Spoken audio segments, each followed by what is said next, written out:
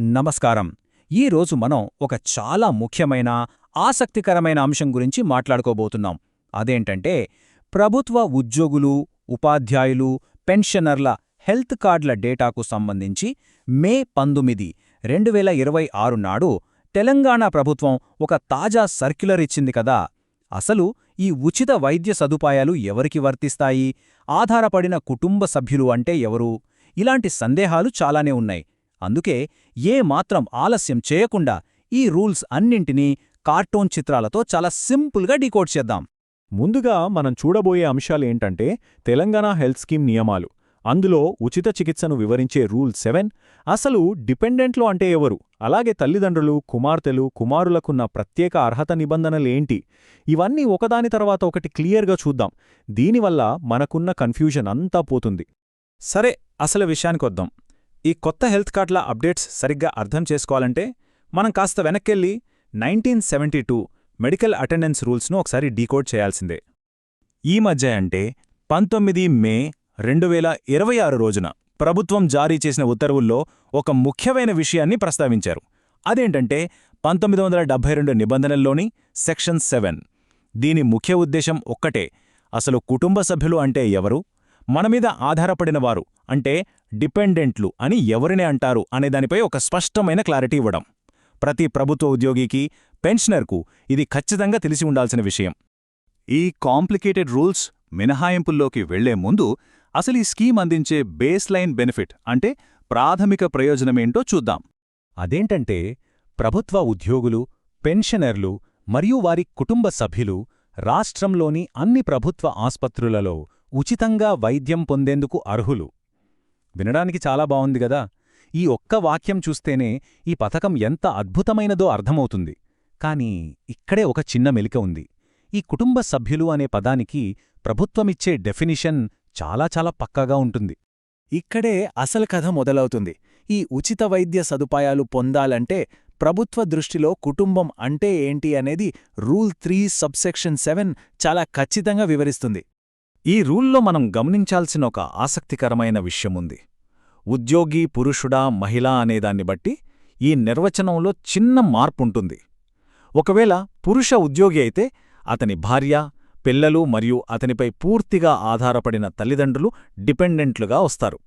అదే మహిళా ఉద్యోగి అయితే ఆమె భర్త, పిల్లలు మరియు ఆమెపై పూర్తిగా ఆధారపడిన తల్లిదండ్రులు అర్హులవుతారు. బేసిక్ రూల్ అయితే ఇదే. రైట్. ఇప్పుడు ఒక్కో కేటగిరీని విడిగా చూద్దాం. ముందుగా తల్లిదండ్రుల విషయానికి వద్దాం. వీరి అర్హతలకు సంబంధించి కొన్ని స్ట్రిక్ట్ రూల్సున్నాయి.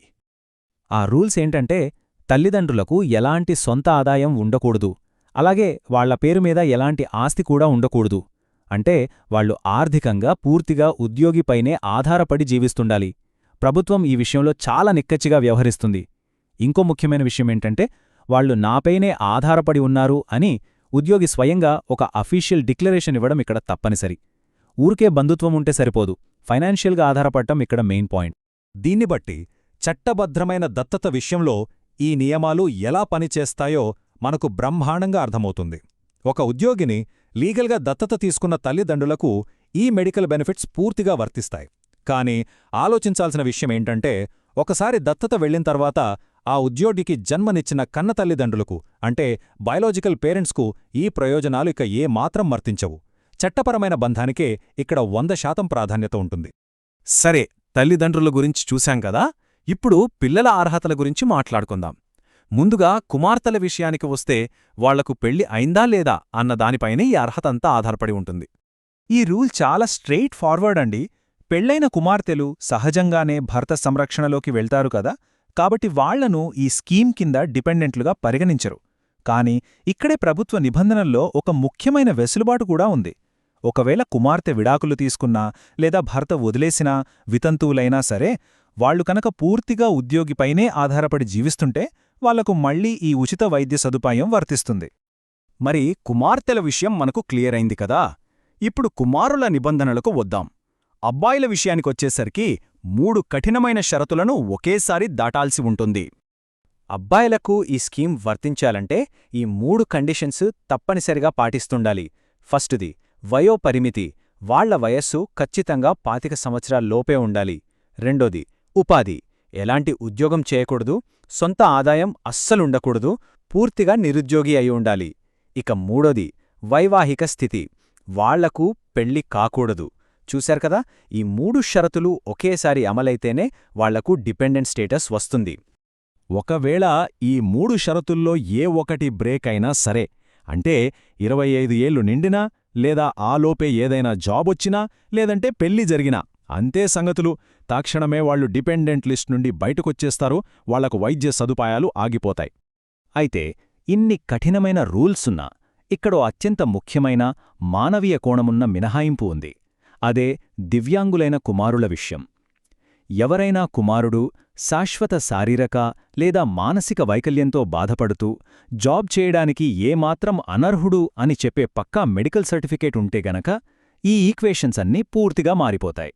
ఇక్కడ మనం గమనించాల్సిన అత్యంత కీలకమైన పాయింట్ ఏంటంటే, ఆ 25 ఏళ్ల వయస్సు నిబంధన ఈ ఒక్క సందర్భంలో పూర్తిగా తొలగిపోతుంది.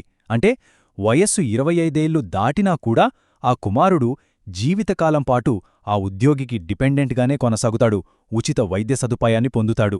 ఇది నిజంగా చాలా అవసరమైన గొప్ప మినహాయింపు కదూ. ఫైనల్గా చూసుకుంటే 1972 నాటి నియమాలు, అలాగే మే 2026 నాటి తాజా సర్క్యులర్ ఎంత స్ట్రిక్ట్గా ఉన్నాయో మనం చూశాం. ఇప్పుడు మనం ఒకసారి ఆలోచించుకోవాలి, ఈ రూల్స్ ఆధారంగా హెల్త్ కార్డుల కోసం మనం ఇచ్చిన డిపెండెంట్ డిక్లరేషన్లు పూర్తిగా అప్డేట్ అయ్యున్నాయా? వయసు దాటిన కుమారులు గాని, ఫైనాన్షియల్గా సెటిల్ అయిన తల్లిదండ్రుల పేర్లుగాని ఇంకా అందులో ఉండిపోయాయా? ఈ నియమాలను సరిగ్గా అర్థం చేసుకుని మన డేటాను పర్ఫెక్ట్గా అప్డేట్ చేసుకోవడం చాలా ముఖ్యం. ఈ ఎక్స్ప్లెయినర్ ద్వారా మనకున్న డౌట్స్ అన్నీ క్లియర్ అయ్యాయని ఆశిద్దాం.